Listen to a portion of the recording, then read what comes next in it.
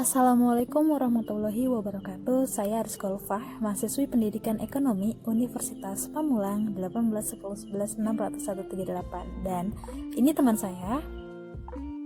Assalamualaikum warahmatullahi wabarakatuh. Perkenalkan, saya Dati Oktaviana. Saya mahasiswi Pendidikan Ekonomi Universitas Pamulang. Apa kabar, Dat? Alhamdulillah kabar baik, walaupun beberapa waktu lalu sempat kurang fit nih Kak. Oh, alhamdulillah kalau sudah sehat. Jadi kita bisa sedikit ngobrol-ngobrol di podcast kita kali ini. Jadi di podcast kali ini apa aja sih yang bakal kita bahas Kak? Biar para pendengar tuh menambah informasi atau bisa menambah ilmu dari podcast yang kita sampaikan. Baik, di podcast kali ini kita akan membahas mengenai ketenagakerjaan. Ini kan pas banget ya topiknya dengan keadaan kita hari ini. Selama masa pandemi, banyak perubahan yang terjadi, terutama di bidang ekonomi, sektor ketenagakerjaan.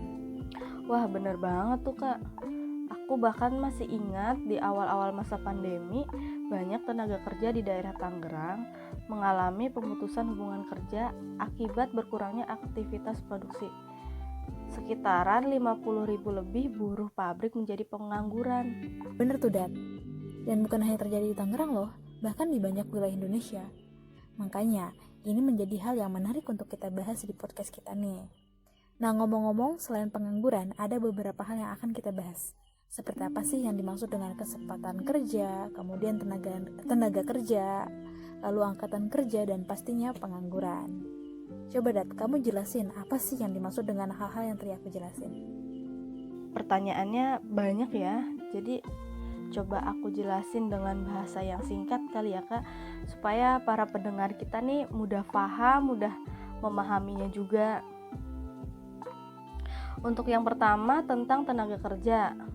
Tenaga kerja adalah seluruh penduduk di usia produktif yang usianya 15-64 tahun. Jadi, kalau di luar itu disebutnya bukan tenaga kerja. Kemudian, angkatan kerja. Angkatan kerja ini adalah orang-orang yang sedang bekerja atau sedang mencari pekerjaan. Kalau ada orang yang tidak bekerja, tidak punya pekerjaan, dan sedang tidak mencari pekerjaan, disebutnya bukan angkatan kerja. Nah, contohnya kayak mahasiswa, ibu rumah tangga, mahasiswa yang benar-benar hanya fokus kuliah, atau anak sultan kali ya Kak, yang kerjaannya cuma nonton TV, ngegame, makan, mau beli ini itu tetap bisa, tetap punya uang gitu loh. Nah, yang terakhir kesempatan kerja nih Kak. Kesempatan kerja maksudnya kebutuhan sebuah perekonomian terhadap tenaga kerja. Misalnya di sebuah negara membutuhkan 20 juta tenaga kerja, berarti kesempatan kerja pada saat itu adalah 20 juta.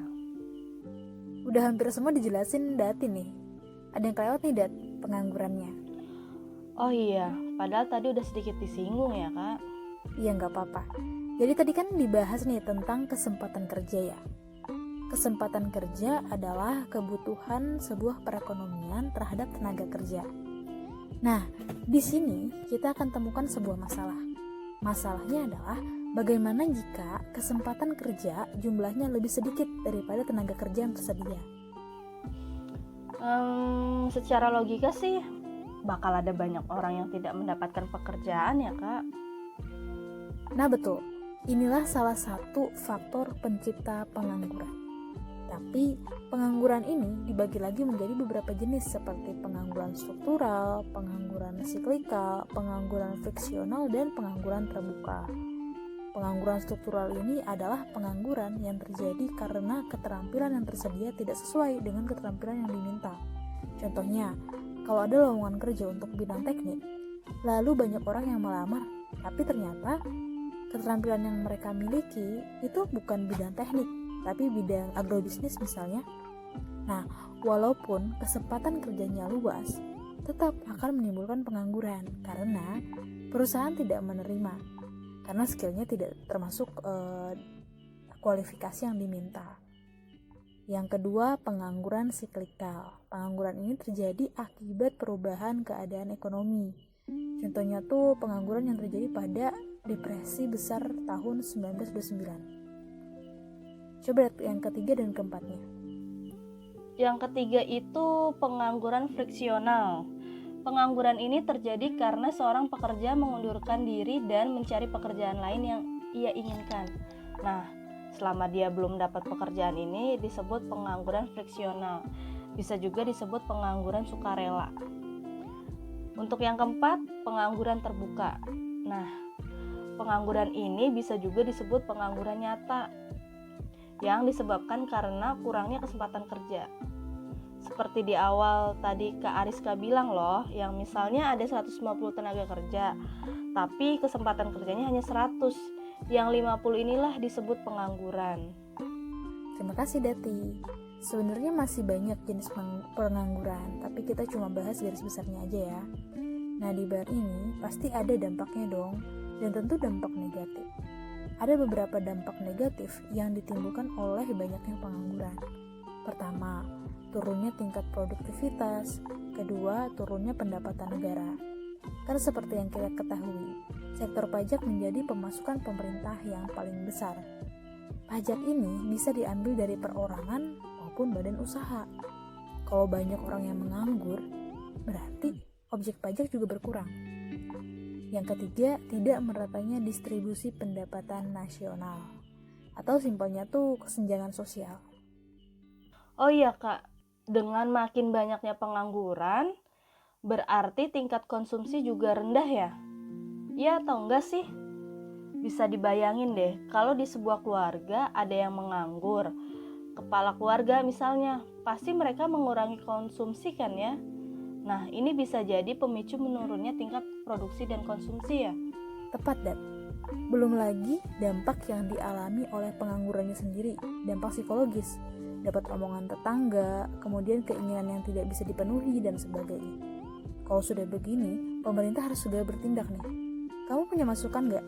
Hal apa yang bisa dilakukan untuk mengatasi pengangguran? Yang paling utama sih, menurut aku penciptaan lapangan pekerjaan pastinya Kak. Dan lapangan kerja yang diciptakan harus sesuai dengan keterampilan yang dimiliki para penganggur. Apalagi sekarang sedang digalakan industri kreatif. Kalau ada kemauan sebenarnya ada jalan. Yang penting pemerintah juga memberikan bantuannya, entah itu di dana maupun pelatihan dan bimbingan. Wah, bagus tuh. Selain lapangan kerja yang sesuai keterampilan, juga lapangan kerja yang padat karya. Jangan sampai lapangan kerja yang ditambah malah lapangan kerja yang sudah mengalami otomasi. Tetap saja kan nggak bisa nyerap tenaga kerja banyak. Kebijakan pemerintah di bidang investasi, kredit usaha rakyat, dan perbaikan informasi pasar kerja juga penting. Tapi selain dari pemerintah, juga baik dari kitanya Kak. Misalnya di sektor informal. Kita bisa bekerja tanpa menunggu kebijakan pemerintah tercipta. Dagang misalnya, nah itu balik lagi ke industri kreatif kan ya? Betul atau enggak sih Kak? Betul. Nah, tambahan lagi, peningkatan kualitas SDM dengan berbagai pelatihan dan pengembangan juga perlu tuh. Wah, bener tuh Kak. Nah, jadi podcast kita kali ini cukup sampai di sini dulu ya. Tadi kita udah banyak ngebahas tentang ketenaga kerjaan. Iya Kak, sepertinya udah cukup nih apa yang kita sampaikan di podcast kita kali ini. Semoga mudah dipahami ya apa yang kita bahas. Mudah-mudahan bahasa kita juga mudah dicerna sama para pendengar nih. Jika ada teman-teman yang mau menambahkan tentang cara mengatasi pengangguran juga boleh. Silahkan komen di kolom komentar ya. Ya baik, sekian dari kami. Assalamualaikum.